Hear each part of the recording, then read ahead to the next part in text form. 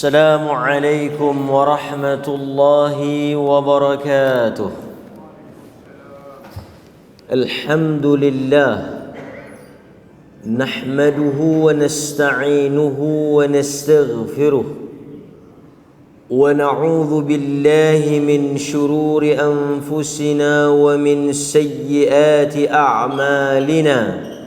من يهده الله فلا مضل له ومن يضلله فلا هادي له.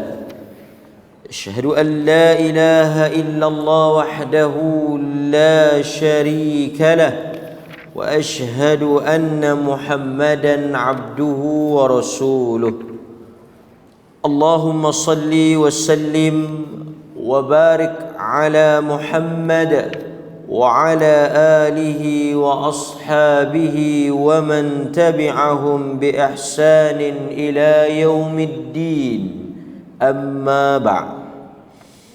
Muslimin muslimat, hadirin hadirat, mukminin mukminat, tuan-tuan dan puan-puan rahimakumullah, dirahmati oleh Allah Azza wa Jal.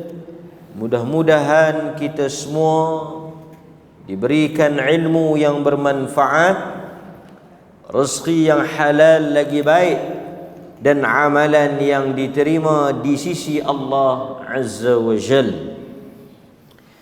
Pertama, kita bersyukur pada malam ini kita dapat mengadakan kelas dan kuliah yang telah tertangguh pada minggu lepas.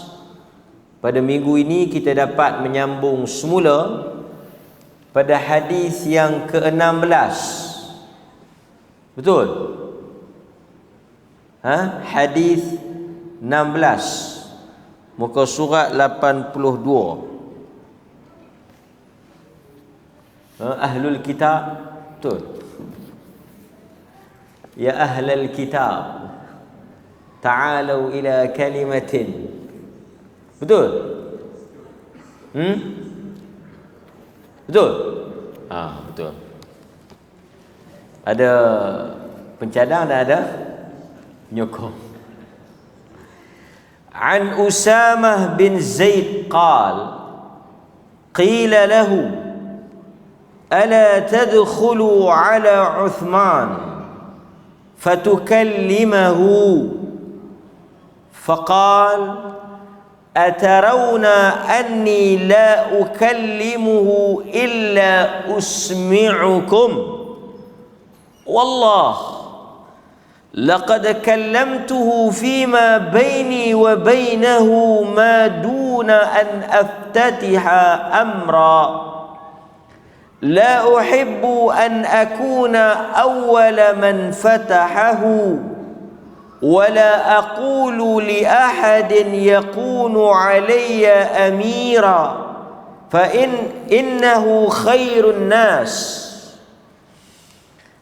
بعدما سمعت رسول الله صلى الله عليه وسلم يقول يؤتى برجل يوم القيامة فيلقى في النار فتندلق أقتاب بطنه فيدور بها كما يدور الحمار بالرحى فيجتمع إليه أهل النار فيقولون يا فلان ما لك ألم تكن تأمر بالمعروف وتنهى عن المنكر فيقول بلى قد كنت آمر بالمعروف ولا آتيه وأنهى عن المنكر وآتيه أو كما قال Nabi sallallahu alaihi wasallam. Hadis yang diriwayatkan oleh Al-Imam Muslim. Hadis ini juga disebut oleh Al-Imam Al-Bukhari. Diriwayatkan oleh Al-Bukhari dan diriwayatkan juga oleh Al-Imam Muslim. Baik, hadis ini menarik. Ada beberapa pengajaran yang besar yang menyentuh khususnya kepada para penceramah, duat, khutaba, a'immah, da'i, imam, khatib, penceramah dan sebagainya lah. Banyaklah kan, da'i, imam muda, imam tua, pencetus ummah, segala makneka duk ada ni. Kira hadis ni boleh seorang sikit lah malam ni. Dia tak pergi sangat atas kepala tuan-tuan, dia main atas kepala saya. Jadi kita baca sikit-sikit dah lah. Pasal dia nak tala ke saya, jadi kita tak payah duk ulah pergi panjang. Kan? Daripada Usamah bin Zaid qal, dia kata ada orang mai dekat dia, kata dekat dia satu perkataan. Dia kata, ala tadkhulu ala Uthman. Dia kata, Usamah, kau tak pergi tegur ke Uthman, tak pergi cakap dengan Uthman. Uthman ibn Affan ketika itu khalifah, Amirul Mukminin, pemimpin orang Islam, ketua. Orang kata dekat Usamah, ala tadkhulu ala Uthman, engkau tak pergi tegur Uthman, engkau tak pergi cakap dengan dia, tak pergi nasihat dia. Apa kata Usamah? Pasal apa orang kata dia tak pergi cakap dengan Uthman? Sebab dia tak habaq kat orang. Dia tak war-warkan apa yang dia sebut. Jadi orang anggap kata macam dia tak pergi tegur. Dia kata kat Usamah, dia kata kat Usamah, kau tak pergi tegur Uthman ke? Kau tak pergi cakap dengan Uthman ke? Masalah banyak berlaku dalam negara ni. Kau dah buat apa? Fatukallimahu, kau pergi tegur dia, pergi nasihat dia, pergi cakap dengan dia. Atarawna anni la ukallimuhu illa usmi'ukum. Awak, dia kata, hampa duk ingat aku tak pergi bercakap ke? Adakah kamu menyangka aku tidak pergi menegur dan menasihati khalifah, pemimpin? Cuma aku tak suka untuk mendengarkan apa yang aku tegur itu menghebohkan ataupun menyebut teguran aku itu kepada khalayak. Di sinilah ahli sunnati wal jamaah bersikap insaf di dalam hal menasihati pemerintah. Ahli sunnah wal jamaah apabila dia nak menegur pemerintah, dia akan menegur dengan cara yang terhormat sesuai dengan kedudukan pemerintah. Dia tidak memaki pemerintah di atas mimbar-mimbar. Dia tidak menjatuhkan maruah dan mencela pemerintah. Tetapi dia memberikan teguran yang baik, nasihat yang baik, dan dia bercakap dengan ikhlas. Kerana pemerintah ni dia ada muruah, dia ada ego, dia ada maruah dia, ada haibah dia. So kalau kita duk tuan-tuan macam ni lah, mudah ya. Kita dengan anak-anak kita. Sekali saya sebut yang ibu bapa pula. Apabila kita nak tegur anak-anak kita, dari sudut psikologinya, dia tak suka dimalukan di khalayak ramai. Dan sebahagian ibu bapa kadang-kadang depan orang dia nak tunjuk sangat, belakang dia akan kisah pun. Mau kalau depan orang tu dia mau nak ajak sangatlah, nak tegur sangatlah, nak tarbiyah sangat. Mau kalau belakang kan nak heran pun.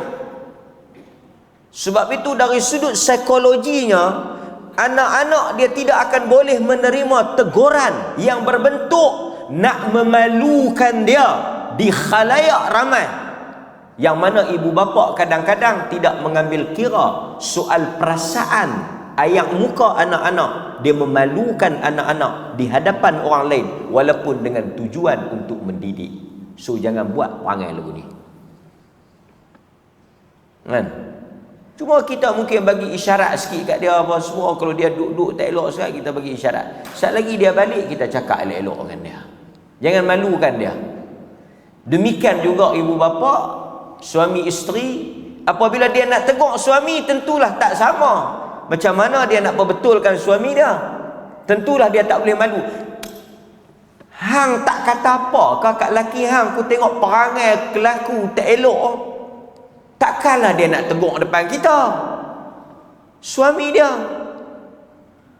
Barangkali mungkin kita tak dengar dan kita tak tahu dia tegur suami dia, tetapi tidaklah kerana kita tak tahu itu kita mengatakan dia tak tegur.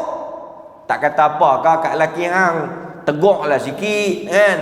Aku tengok duk balok semacam ya, kan? Dia tegur tapi dia tak tegurlah depan orang. Dia pun tegur dalam bilik. Sambil nak tidur dia kata, abang ubah sikit perangai, kan? Adalah dia bagi nasihat. Dia nak kena jaga marah suami dia. Setengah hal bini ni jenis-jenis dia tak heran orang dia tegur depan, kan? Mai kawan dia, laki dia mungkin terlupa urutkan pelekat apa duduk atas kerusi, kan? Dia pun masuk-masuk, dia kata duduk Ustaz. Hantar ni berapa kali dah duk kata, duk ngong situ juga. Orang duk habak dah kan pelekat jangan tak tang ni, pekak badak betul hantar ni. Dia bubuh lagi dia, kan? Badak pun tak pekak macam ni. Tak larat hidup hantar ni berapa kali dah duk kata. Ni pak hang mai ambil ni. Orang mai malu kat orang. Malah hantar tu dengan penuh kemaluan. Ambil lah.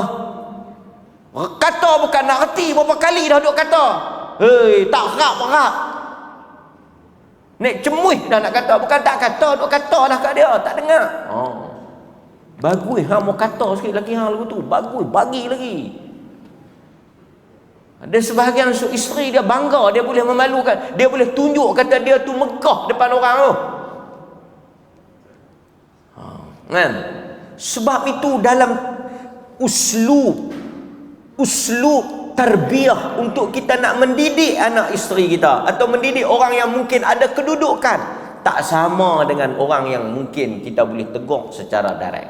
Ada manusia macam tu imam, takkan kita nak tegur dia direct depan-depan. Tentu kita pergi jumpa dalam bilik. Assalamualaikum tu imam, saya nak habang sikit, kan? Pasal dia tu imam ada kedudukan dia. Macam saya sebut tu umum tak apalah, saya tak sebutlah direct tu imam ni.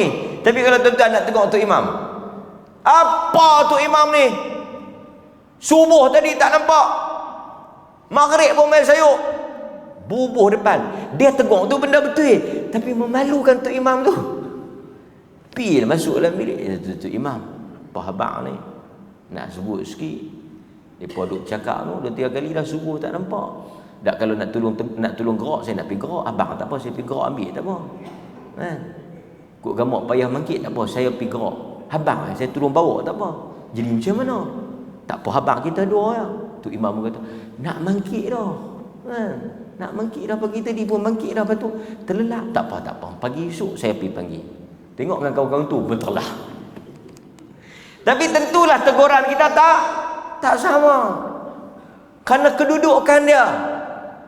Sebab itu kata Al-Imam Syafi'i rahimahullah, imam, dia kata apa? Dia kata manusia kalau nak tegur orang, kalau dia tegur depan-depan, dia bukan nak tegur, tapi dia nak menjatuhkan maruah kawan tu. Kata Al-Imam Syafi'i, Muhammad bin Idris, meninggal 204, imam, dia kata apa? Dia kata kalau orang nak tegur kita ni, kita kena tengok pada dua keadaan. Satu, kalau betul-betul dia ikhlas, at-tanasuh, dia nak nasihat kita, dia nak dia nak menasihati kita, nak membetulkan kesalahan kita, dia akan buat dengan cara terhormat dan secara tertutup. Dia nak jaga ayak muka kita. Yang tu orang betul-betul nak tegur. Tapi kalau orang yang memang dia nak bubuh kita, dia tak ada nak tunggu lah, tahun tu dia lipat, tersandak kawan tu, kan? Tengok kawan tu silap sikit, kan? Apa? Mungkinlah tersilap sikit kan, dia tak tahu, dia mungkin tak pernah main. Dia kan orang sembahyang, dia pergi terokok, dia tersujud lebih ke apa kan. Dia tak ada, dia bagi salam tu. Lama mana duk sembahyang? Awak rokok dengan sujud mentak hati. Tengok muka yang nampak macam reti, tapi tak reti.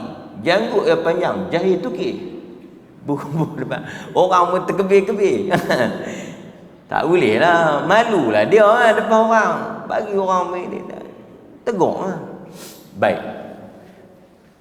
Cuma kadang-kadang apabila kesalahan itu kesalahan yang mengakibatkan maslahah ammah, yang mana orang tersebut melakukannya secara terbuka.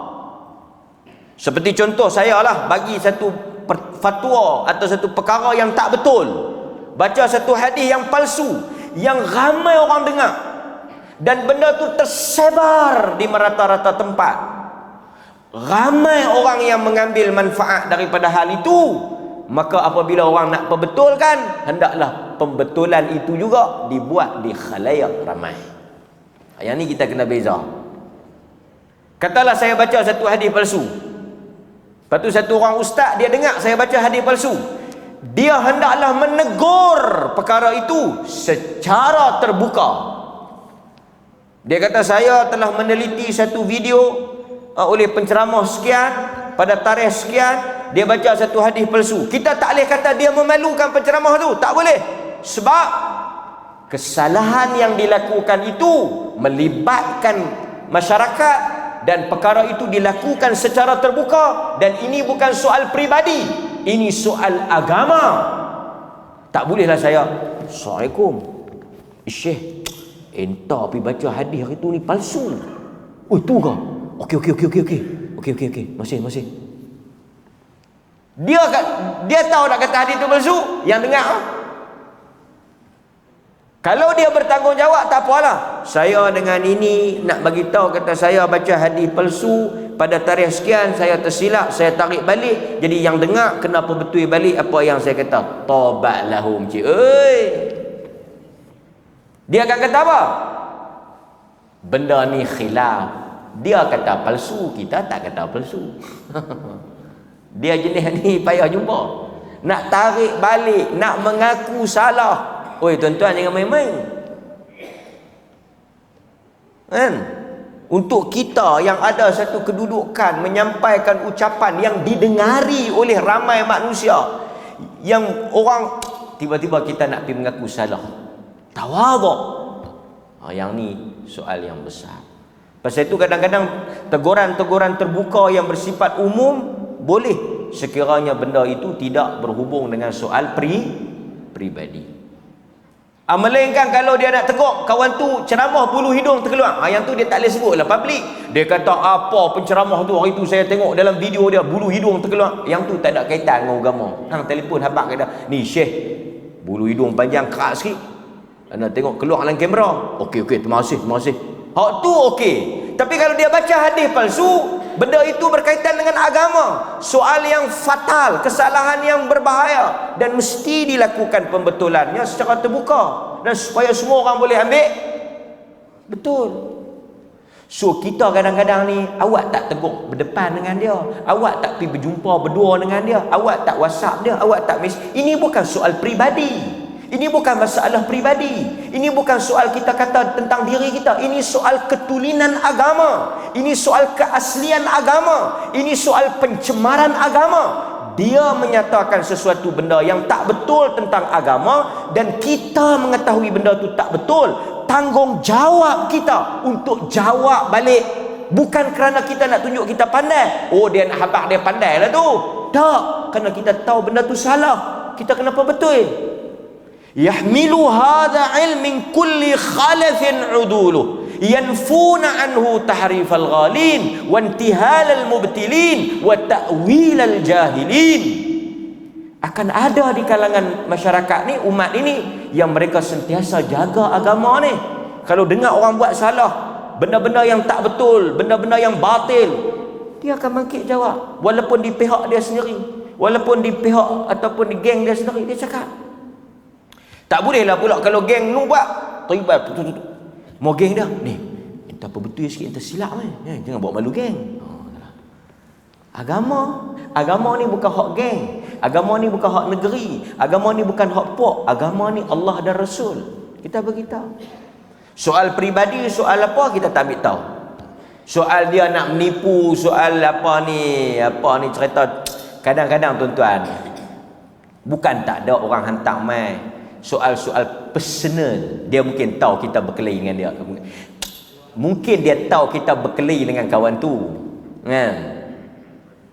Dia duk hantar mai gambar ni, tengok Syekh. Ni kawan ni. Ini kita boleh bubuh sikit ni. Dia ada girlfriend ni. Dia tengok Syekh, dia kahwin 2 ni. Syekh tengok ni. Dia ada yang ni soal peribadi dia. Ni Syekh, dia ni suka jenis geng-geng laki-laki ni. Dia ada orang hantar mai. Penceramah tu ada masalah ni, penceramah ni ada masalah tu. Ada penceramah suka laki, ada penceramah pukul bini apa semua. Yang ni peribadi dia, rumah tangga dia. Kita tak masuk campur. Walaupun kalau kita nak guna model tu, nak pergi bubuh dia boleh ya, tapi tak. Yang ni tak ada kaitan. Yang dia hantar mai ni soal peribadi dia, aib dia. Hari ni kita syok pergi bubuh dia, aib dia terbuka. Esok lusa tak tentu lagi aib kita akan selamat macam tu. Kalau kita seronok orang hantar video orang mai kat kita, oi terima kasih hantar video, jaga. Video kita pun tak tentu lagi orang tak hantar. So kita dalam hal ni kita tak payah duk seronok sangat. Penceramah ni kena tangkap lu, penceramah ni kena rogom macam tu, penceramah ni liwat ni ke apa ke. Ini soal peribadi. Tapi kalau berkait dengan dia baca hadis palsu, dia ajak benda-benda khurafat, yang tu kita jawab di medan ilmiah, di medan hujah. Di pentah ceramah ini untuk kita bertembung hujah, bukan bertembung soal peribadi.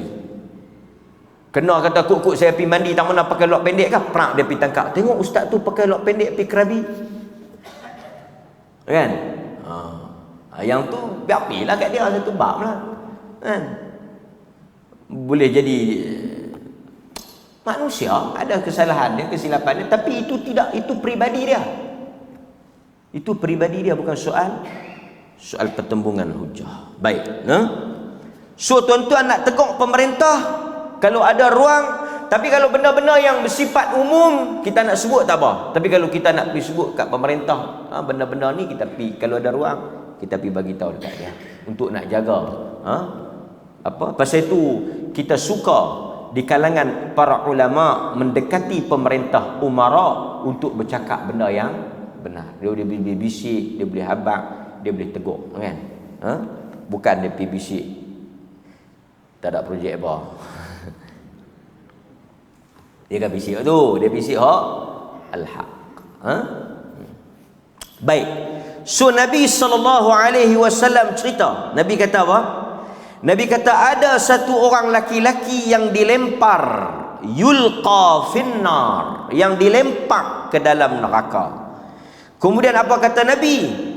Fatandaliqu aqtabu batnih, terborai perut dia, terkoyak usus perut dia, kan? Terkeluar usus perut dia.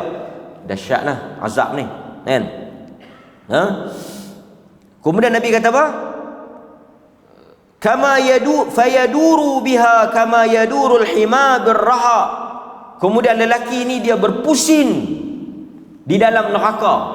Dia lempak, terkoyak, terborai usus perut dia, dan dia duduk keliling dalam neraka tu macam mana kaldai mengelilingi tempat pengisar tepung. Maksudnya dia duduk berbusin tak pergi mana. Teruk lelaki ni. Azab dia sangat dahsyat. Bukan sahaja dibakar, usus perut dia terborai, berkeliling tak ke mana di dalam neraka neraka Allah Subhanahu wa taala. Orang kenal dia. Orang kenal dia. Dalam neraka orang cam dia. Artinya dia ni siapa? The famous man. Orang boleh kenal. Pasal itu tuan-tuan, dalam neraka bukan boleh pakai mask. Pakai mask orang boleh tahu. Orang kenal dia. Pasal itu tuan-tuan, jadi orang tak kenal ni sebenarnya rahmat Allah Ta'ala. Di kalangan salaf, mereka membenci kemahsyuran. Kerana bila kita popular, sebenarnya lebih baik kita tak popular. Lebih baik kita orang tak kenal. Kerana bila kita tak kenal, tak banyak masalah kita dengan manusia. Kerana bila kita kenal, adalah tuan-tuan, sesungguhnya tidaklah seronok menjadi orang yang dikenali ni. Kerana habis sangat, apalah sangat tuan-tuan dapat daripada orang kenal. Tapi kalau kita tak kenal, dia menjaga keikhlasan diri kita. Menjadi manusia yang orang tak kenal, siapa pun tak tahu, ikhlas kita dengan Allah. Apa pun yang kita lakukan kerana Allah. Tapi kadang-kadang bila kita orang kenal, kita buat tu ada sikit sebanyak kerana orang. Merosakkan keikhlasan kita. Sebab itu kalau kita baca cerita-cerita di kalangan salaf, apabila mereka pergi satu tempat, orang kenal mereka, mereka dikenali manusia, mereka lari meninggalkan tempat itu kerana mereka bimbang, mereka menjadi fitnah. Dulu tak ada Facebook, sekarang kita semua ada Facebook, ada Instagram, kan? Lepas tu kita suka orang suka kita, minat kita, sehingga kadang-kadang kita tertanya-tanya bila kita pergi ceramah. Itu nasihat saya lah untuk semua yang duk ceramah, yang sedang ceramah. Bila kita pergi ceramah, tuan-tuan, kita ceramah ni nak suruh orang suka kita ke? Nak bagi orang minat kat kita ke? Nak bagi orang syok kat kita ke? Atau kita nak bawa orang kepada Tuhan? Bila lama-lama duk ceramah, lama-lama orang duk suka, pi mana pun orang kenal, kita tertanya-tanya, untuk apa kita ceramah? Kita ceramah kadang-kadang kita buat hebat, pidato kita, hujah kita, baca ayat kursi, ayat Quran, keluar fasih di lidah, baca hadis, bersilat lidah. Akhirnya kita akan tanya, untuk apa? Adakah orang mendapat, tuan-tuan dapat manfaat tak daripada kuliah? Adakah kuliah ini mendekatkan tuan-tuan kepada Allah dan Rasul, ataupun hanya tuan-tuan jadi seronok pada penceramah tu dan jadi minat pada dia dan jadi apa? Jadi angkat dia. Sedangkan bukan ada apa. Dia, Allah tutup aib dia, Allah tutup kelemahan dia, Allah tutup kekurangan dia. Sebab itu bila kita pergi ceramah, antara benda yang orang mungkin fikir, aku nak kena bagi orang suka, aku nak kena bagi syok, aku nak kena bagi orang dengar hebat. Tapi bila mai satu tahap, tuan-tuan, kita mula takut. Apabila kita mai, kita akan terfikir, apa orang dapat manfaat pada kuliah kita? Kuliah tiap-tiap malam, ceramah rata tempat, orang dapat manfaat dah. Adakah orang semakin cinta pada Nabi, orang semakin bersemangat nak ikut sunnah, orang semakin berhati-hati dalam beramal, orang semakin jaga tentang hadis-hadis Nabi, orang semakin takut dengan khurafat dan syirik, ataupun kita saja yang glamour, dengan kita saja orang syok, orang suka, dan kita bila orang suka, kita boleh buat apa pun, orang belilah. Kita duk kata dah, kita nak pergi umrah pun orang ikut, kita jual barang pun laku, kita pergi tang mana pun orang belajar makan, kita pergi tang mana pun orang panggil makan kenduri, tang mana pun orang hormat, tang mana pun orang kata pergi dulu Ustaz, pergi dulu. Adakah itu yang kita cari dalam kehidupan? Sebab itu ramai orang boleh ceramah, ramai orang boleh berpidato hebat, berkhutbah dahsyat, pandai, ramai orang Allah Ta'ala bagi kepetahan berkata-kata. Tapi akhirnya dia kena balik tanya diri dia, untuk apa dia berceramah? Kalau ceramah dia boleh mengajak manusia untuk takut kepada Allah dan Rasul, sehingga orang keluar daripada ceramah dia, orang rasa ta'zim kepada Nabi, orang rasa ta'zim kepada sunnah, orang rasa besarnya Allah, itulah kejayaan penceramah. Mungkin orang tak kenal dia sangat, dan mungkin dia tak dapat laba daripada keuntungan ceramah dia. Kita dalam hidup ni tuan-tuan akan balik kepada Allah. Sebab itu kita tak fikir lah, mungkin saya tak tahu orang lain lah, tapi bila main lama-lama ceramah, kita dah tak fikir lah orang suka ke tak suka. Awal-awal dulu takut juga orang tak suka, awal-awal dulu duk fikir juga orang minat tak minat. Tapi di hujung-hujung kita ni, bukanlah nak mati lagi, lambatlah lagi insya-Allah. Ayat-ayat macam nak mati ya, duduk lah lagi kan. Kita pun duduk doa lagi panjang umur lagi, muda lagi. Tapi akhirnya kita duk tengok bila orang suka kita, orang pergi mana orang kenal kita, ramai. Bukanlah saya nak angkat diri saya lebih hebat lagi orang lain lah, tapi setakat kita yang lekeh-lekeh ni pun, saya duk tengok ustaz pergi mana pun, saya duk tengok, saya kenal, saya duk tengok. Tapi kita tanya, apa manfaat dia dapat? Dan lagi satu orang duk main bergambar kan. Orang duk main, taklah ramai sangat orang main duk bergambar. Main duk bergambar, main duk tangkap gambar. Kita pun tanya, adakah boleh menyelamatkan dia daripada neraka dengan dia bergambar dengan ustaz dia? Dia tanya ni nak tanya soal jawab pun nanti dulu. Tengok dengan siapa aku tangkap gambar kan. Malaikat pun tak, nak tanya pun tak padan ni, sakan dia ni. Mungkin dia nak ambil sebagai kenang-kenangan, dia mungkin seronok. Sedangkan kita melihat satu fitnah yang besar. Dunia penceramah agama seakan-akan sudah menjadi dunia selebriti artis-artis dulu. Dulu orang dengar artis, orang nak pergi tangkap gambar, orang nak sign autograf.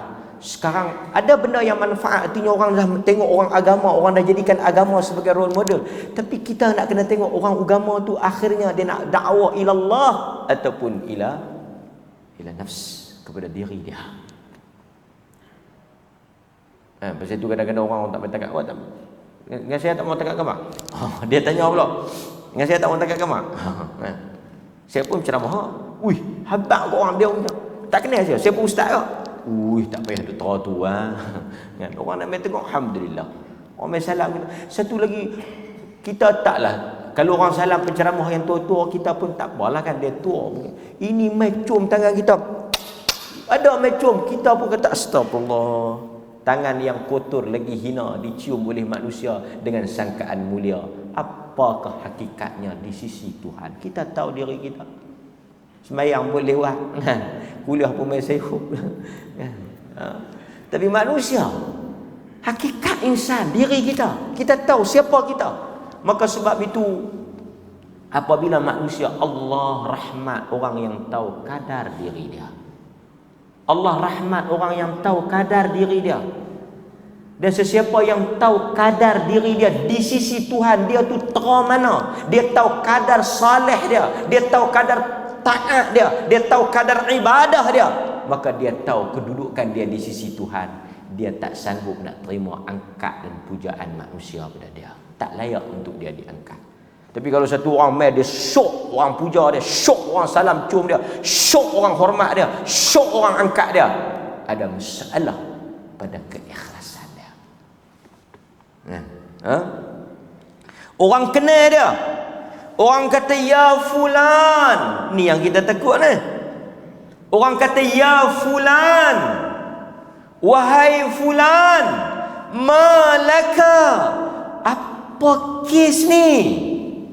Apa pasal yang teruk sangat hang punya azab ni?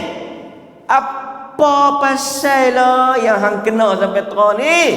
Malaka, apa pasal ni? Malaka, apa jadi dengan kau ni? Malak, ma apa kan? Laka, apa jadi dengan kau ni? Alam takun ta'muru bil ma'ruf wa tanha 'anil munkar. Ayat ni tuan-tuan menggerunkan kita semua. Kepada semua para penceramah pendakwah, hendaklah kita merenung apa yang disebutlah hadis ini. Kau ni kata malaka Ata'muruna bil ma'ruf. Bukankah engkau dahulu di dunia menyuruh orang melakukan ma'ruf? Alam takun ta'muru bil ma'ruf. Di dunia dahulu engkau seorang yang menyuruh manusia melakukan kebaikan. Artinya dia seorang penceramah, dia seorang pendakwah, dia seorang ustaz, da'i. Kenapa? Alam takun ta'muru bil ma'ruf. Bukankah dahulu di dunia engkau dikenali sebagai orang yang mengajak manusia kepada kebaikan, mengajak manusia kepada agama, bercakap tentang agama dan melarang manusia daripada melakukan kemungkaran? Nampak tuan-tuan? Artinya dia di dunia dahulu bukan sebarangan orang. Dia dikenali dengan kesalehan dia. Sebab itu hakikat manusia ni kita baca dalam hadis diriwayatkan oleh al-Imam Muslim tentang 3 orang yang dicampak ke dalam neraka. Yang pertama, orang yang rajin baca Quran. Imam-imam sebahagian kadang-kadang bila dia baca bagus baca doa kunut bagus, baca doa dalam salat bagus, kan? Tapi sebahagian Syekh Abdul Aziz Marzuq At-Tarifi hafizahullah, seorang ilmuwan hadis yang terkenal di Saudi, dia agak mengkritik budaya duk bagi tayak dalam sembahyang. Duk baca tayak-tayak dalam sembahyang ni dia agak kritik. Doa. Dia bukan satu agama. Agama ni dia bukan satu persembahan yang kita mula nak kita nak malam ni macam mana persembahan saya, menarik tak, seronok tak. Dia bukan pementasan. Agama dia bukan satu teater. Pentas ini bukan pentas untuk kita mencari pengaruh, pentas untuk kita nak mempamerkan bakat, tak. Pentas ini ialah pentas untuk kita mengajak manusia kepada Allah, supaya manusia bila dengar kata-kata kita, hatinya dekat kepada Allah, dan kita yang bercakap itu juga mengambil manfaat daripada apa yang kita cakap. Jangan kita duk pulun orang yang dengar. Ni dengar saya nak kata ni, dengar saya nak kata ni. Faham tak apa yang saya habaq ni? Kena buat apa yang saya kata ni. Dia ke diri tak buat. Sebab itu hadirin mukminin, benda ni kita kena, kan? Bukanlah saya kata semua yang Allah rahmatlah, bukanlah semua orang yang masuk TV ataupun join program-program pencarian bakat. Banyaklah juga sahabat-sahabat saya yang masuk pencarian bakat tu, kan? Imam muda, imam pencetus dakwah. Tapi depa dan siapa saja hendaklah membetulkan niat. Sebab itu Al-Imam Nawawi, imam-imam yang lain, hatta Al-Bukhari rahimahullah menulis bab yang pertama di dalam buku-buku mereka. Al-Bukhari meletakkan bab hadis yang pertama, innamal a'malu binniyat. Al-Imam Nawawi rahimahullah meletakkan hadis yang pertama, bab yang pertama, ikhlasun niyah, mengikhlaskan niat. Hadis innamal a'malu binniyat. Semua ulama-ulama bercakap tentang niat. Dan niat ni soal kita dengan Tuhan, ya. Mungkin orang nampak kita macam bersungguh, orang nampak macam kita ikhlas, orang nampak macam kita ni, kan? Tapi hakikatnya kita tahu kadar ikhlas kita, kan? Apa dia jawab? Dia kata fayaqulu bala. Dia kata benar. Bala, benar. Betul. Qad kuntu amuru bil ma'ruf. Aku dahulu di dunia menyuruh manusia melakukan ma'ruf. Dia kata qad kuntu, adalah aku dulu, amuru bil ma'ruf, menyuruh manusia melakukan ma'ruf, wala atihi, dan malangnya aku sendiri tak melakukan apa yang aku suruh. Wala atihi, aku sendiri tak buat apa yang aku suruh. Dia suruh tapi dia tak buat. Itu yang menyebabkan dia dicampak ke dalam neraka dengan usus dia terborai, terkeluar, tergantung usus dia di dalam neraka karena kesalahan yang besar, iaitu menyuruh dan mengajak, berceramah hebat di atas pentas, di atas meja kuliah, berdegar-degar mengajak dan mengajar manusia soal ikhlas dan sebagainya, soal untuk melakukan ibadah, wala atihi, tetapi dia sendiri tak melakukan halnya. Itu yang orang marah itu ni, kan? Tapi saya bukanlah nak bela. Tak kira kata saya bela dia pula. Depa marah satu influencer. Saya pun tak kenal influencer tu, tanya tu imam dia. PKL dengan dia ada cerita, saya kata influencer tu kahwin. Saya tahu siapa dia tak influencer. Kita pun tak kenal lah, kan. Apa nama ta ke sa ke jim apa tu. Kan? Saya pun tengoklah lepas heboh isu dia, saya pun tengok orang marah dekat dia pasal dia ceramah pandai lah. Kita jangan menyakiti isteri-isteri kita. Jangan mengkhianati isteri-isteri kita. Isteri bagaikan bidadari untuk kita. Jika kita mengkhianati isteri kita, siapakah kita? Ada gaya tuan-tuan? Boleh buat kan? Datanglah isteri kita. Jika kesempurnaan yang kita cari, kita tak akan jumpa kesempurnaan. Isteri bagaikan penambah kepada kekurangan. Oh, pandailah dia kan. Dan orang lain pun sama lah, yang sembang kot kampung tu pun. Tiba-tiba dia pergi buat satu benda yang menyelisihi apa yang dia duk ceramah tu. Tu yang orang angin tu. Keluar pula dia pergi pukul bini. Dia duk habaq jangan pukul bini, jangan jentik bini. Yang ni orang kata, saya umum, saya tak kata betul tak betul. Orang kata. Keluar kata dia bisa pukul bini lah, marah bini lah, tipu bini lah, apalah. Tang dia nak kahwin tu, orang tak ingat sangat. Tang dia nak kahwin tu, orang tak kisah sangat.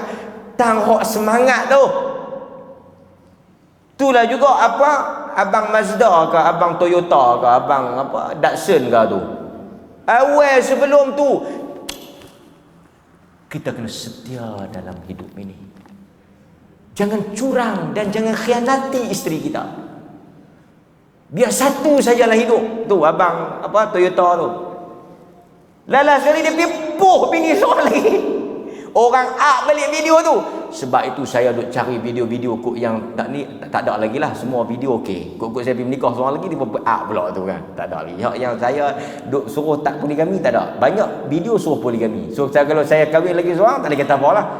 Memang kalau dia kahwin aku tak heran duk sebut tu lah ceramah. Okey. Faham tak Mas Simi? Macam Mas Simi dia jenis-jenis itulah jenis-jenis batega ya tega tu. So kita kadang-kadang ni orang kata apa? Cik saya pun baca lah. Manusia akan diuji dengan kata-kata dia. Betul. Manusia akan diuji dengan kata-kata dia. Kita suruh orang kepada kebaikan, kita akan diuji dengan apa yang kita suruh tu. Adakah kita melakukan ataupun tidak? Quran menyebut hal ini. Quran kata atamuruna nas dalam suratul Baqarah ketika Allah mencela ahlul kitab.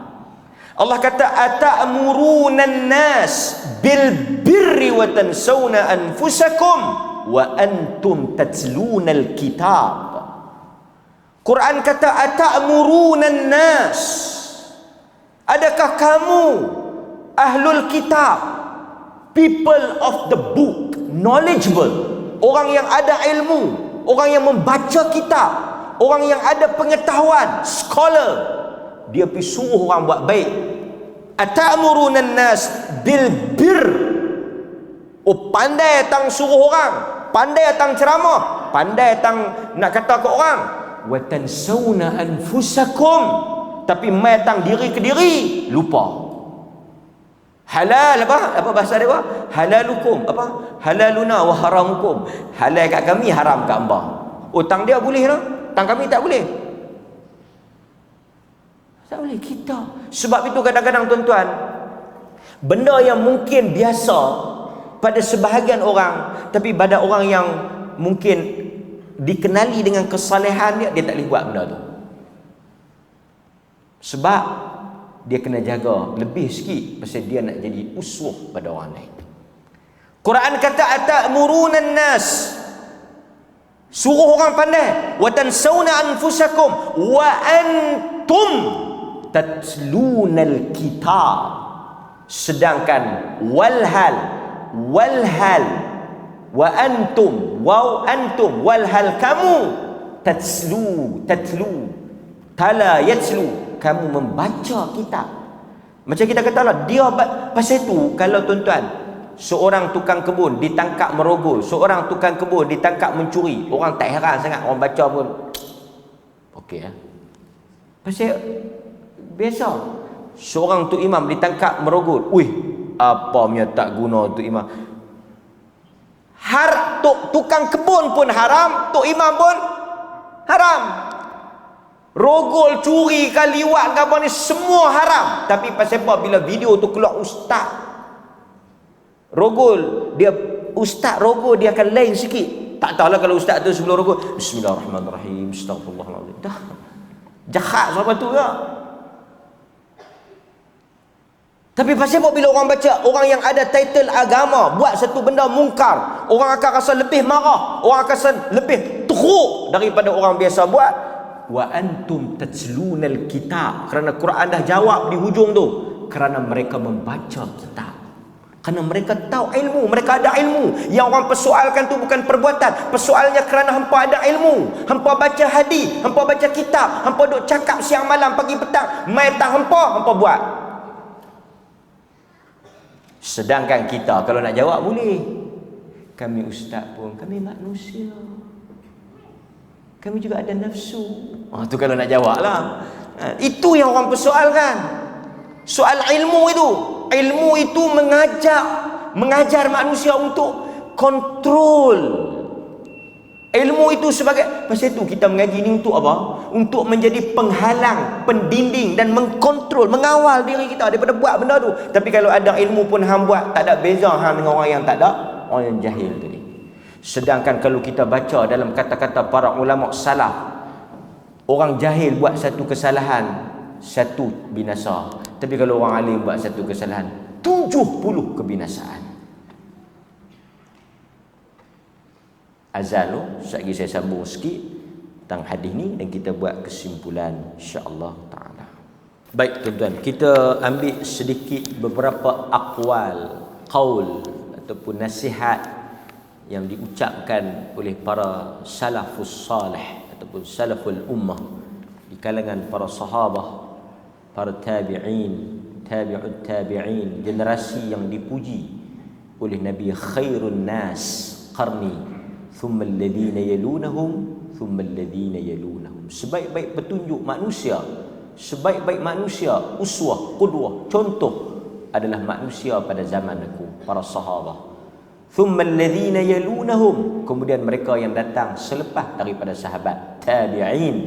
Thumma alladhina yalunahum, dan mereka yang datang selepas daripada tabi'in, iaitu tabi'ut tabi'in. Kata Ubay bin Ka'ab, saya tutup dengan beberapa quote daripada perkataan para salaf. Ubay bin Ka'ab, dia sebut, dia kata, belajarlah ilmu agama dan amalkanlah. Dia kata belajar ilmu agama untuk beramal. Dalam hadis Abu Barzah Al-Aslami yang diriwayatkan oleh At-Tirmidzi, kata Nabi, wa yus'al an ilmihi fima fa'al. Tuhan akan bertanya kepada dirinya tentang ilmu yang dia belajar, fima fa'al, ke mana dia amalkan. Kata Ubay bin Ka'ab, belajarlah ilmu agama, amalkanlah. Jangan belajar untuk mencari kagum dan puji manusia, kerana akan muncul di akhir zaman orang yang belajar untuk mencari sanjungan dan pujian orang di atas ilmu yang dia miliki.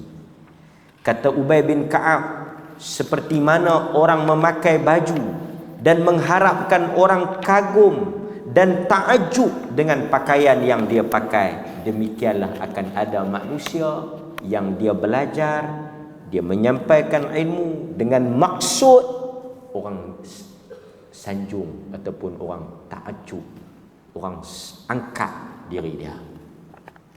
Kata Abdullah ibn Mas'ud, sahabat besar Nabi, sahabat besar Nabi, orang yang bijak adalah orang yang apabila dia bercakap seiring dengan apa yang dia amal. Orang yang bijak ialah orang yang bila dia bercakap sama dengan apa yang dia amal. Orang yang bodoh, yang mencela diri dia apabila berbeza ucapan dan perbuatan. Kata Al-Hasan Al-Basri, lagi sakan dia kata, orang yang bijak adalah orang yang bila dia bercakap seiring dengan apa yang dia amal. Orang yang bodoh, yang mencela diri dia apabila berbeza ucapan dan perbuatan. Kata Al-Hasan Al-Basri, lagi sakan dia kata, orang yang bijak adalah orang yang bila dia bercakap seiring dengan apa yang dia amal. Orang yang bodoh, yang mencela diri dia apabila berbeza ucapan dan perbuatan. Lagi sakan dia kata, ukur dan nilai manusia pada amalan, bukan pada ucapan. Kata Al-Hasan Al-Basri, nak ukur orang, nak nilai manusia, ukur dan nilai pada perbuatan dan amalan. Jangan ukur dan nilai pada perkataan dan ucapan. Kita nak tengok satu orang, bukan kita tengok dia bercakap tu, kita tengok apa yang dia buat. Kan? Kata Imam Malik bin Anas, dia mendapat khabar dari Al-Qasim bin Muhammad. Kata Al-Qasim bin Muhammad, aku bertemu dengan ramai manusia yang sangat mudah terpersona dengan kata-kata. Maksudnya dia kata, aku jumpa ramai orang yang terpukau dan kagum pada satu orang hanya kerana kata-kata, bukan kerana amal. Pasal tu bila kita cakap, orang akan faktor tu, tapi tak amalan, belum tentu. Kata Abu Darda, satu orang yang apabila dia tak ada ilmu, dia buat kesalahan, satu kecelakaan. Sebaliknya, jika orang yang ada ilmu, dia buat kesalahan, 70 kecelakaan. Situ orang jahil bila dia buat satu kesalahan, orang tak. Tuan-tuan, orang jahil bila dia buat salah, jahil dia tu orang menyebabkan orang tak berhujah dengan kesalahan dia. Orang tak ikut, orang tak heran, orang tak tahu pun. Tapi kalau orang yang berilmu, ada kedudukan, orang hormat, dia buat kesalahan, kesalahan itu boleh mengakibatkan orang ikut dan orang berhujah. Dia buat, takkan dia tak tahu? Kan? Takkan dia tak ada ilmu? Kan? Baik. Cuma kesimpulan yang patut juga kita ambil, tidaklah melazimkan kita untuk tidak bercakap sehingga kita sempurna. Sekali lagi takutlah juga kan tuan-tuan sampai meskipun tak tegur apa ni, aku pun tak tahu mana. Awak yang Pak Hang tak suruh anak-anak semayang, aku dulu pun lagu tu tak semayang juga. Lingkup. Kan? Kalau kita nak cari satu orang, dia kata dia pun tak tahu mana, nak cakap lebih. Yang ni juga satu masalah. Tuan-tuan, mengajar kebaikan tidak disyaratkan kita mesti sempurna. Kita akan ada satu dua kesalahan. Cuma jangan kita, kerana kita buat, kita nak menghalalkan perbuatan tu. Yang tu tak boleh. Mari macam saya cakap, ni saya cakap. Kan? Macam saya cakap. Mungkin soal benda-benda yang tuan-tuan kata betul, okey. Dan saya nasihatkan diri saya, bila saya cakap, saya kena amal, saya kena buat. Yang tu yang betul. Dan tuan-tuan, bila dengar saya sebut benda yang betul, tuan-tuan ambil benda yang betul. Bercanggah dengan apa yang saya buat, tuan-tuan jangan ambil hak yang perbuatan tadi, ambil hak yang perkataan yang betul. Pasal betul. Pasal tu berat nak jadi orang yang bercakap ni, tak padan dengan bayaran yang diterima. Khutbah tadi tajuk apa? Siapa khatib yang baca khutbah tadi, hampa siap esok pagi. Tajuk pagi tadi apa dia? Kepentingan sembahyang subuh. Khatib yang baca Jumaat tadi, esok Sabtu orang akan tengok dia mai tak mai. Pasal sebahagian besar tok-tok imam memang tuang subuh. Memang kebanyakan tok imam memang tuang subuh. Tiba-tiba dia kena baca, orang di bawah ni tahan gelak tak dengar dah. Cih, pagi tadi pun tak mai, ni Jumaat baru kali. Kan? Dia duk baca, kita hendaklah menjaga sembahyang subuh akan diberikan cahaya. Dia pagi tadi subuh patut dia bertugas, dia tak mai. Dia mai baca khutbah ya. Orang hak dengar. Tuan-tuan yang dengar tu nak kata apa? Tuan-tuan mai subuh tadi, Nama dia terbentang. Patut dia mula daripada subuh tadi. Dia tak main subuh tadi. Dia main hak Jumaat. Dia baca tajuk pula baru tengok atas mimbar. Kepentingan sembahyang subuh pi dah. Aku Kediri pagi tadi tak main abang kat Tok Bilal. Tok Bilal pun nak perkenal, Tok Bilal pun tak abang. Tajuk apa? Main. Kita kena mengki awal main sembahyang subuh ni. Sembahyang subuh disaksikan oleh para malaikat. Di bawah tu pasti ada hadis yang tak boleh bercakap. Kan masa khutbah tak boleh bercakap, betul tak?